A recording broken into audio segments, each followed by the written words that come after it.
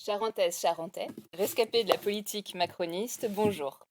Je suis Anna Zilis Petit, de la liste Charente en commun pour les élections départementales 2021. Et j'aimerais vous présenter, en quelques mots, l'un des grands axes du programme de notre mouvement citoyen Charente en commun. Aujourd'hui, on va s'intéresser au mieux vivre ensemble. Les propositions qui vont suivre vont vous donner de belles perspectives sur ce qu'on peut faire collectivement dans notre département.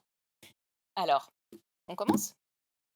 Beaucoup d'entre nous sont lassés des jeux politiques et de ceux qui en font leur métier. On est de moins en moins à nous déplacer pour aller voter.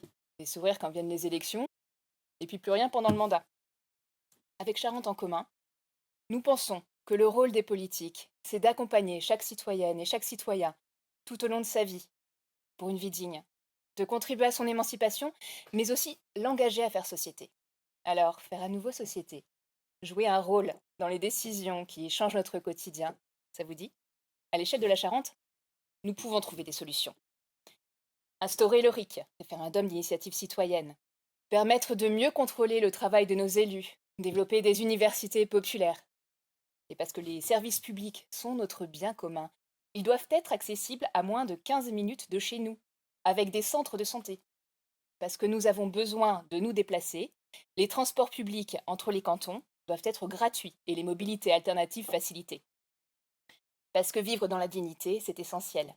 L'accès aux 15 premiers mètres cubes d'eau doivent aussi être gratuits pour les plus précaires d'entre nous. Et puis l'aide alimentaire renforcée, avec, entre autres, la gratuité des repas dans les cantines pour les collégiens. Des logements pour protéger les personnes sans abri ou victimes de violences doivent être réservés et la lutte contre le mal logement développée. Mais parce qu'une vie digne, c'est aussi choisir son activité. Les actions d'accompagnement pour l'emploi et la formation doivent être renforcées. L'engagement associatif encouragé et la solidarité intergénérationnelle valorisée pour ne pas oublier nos aînés.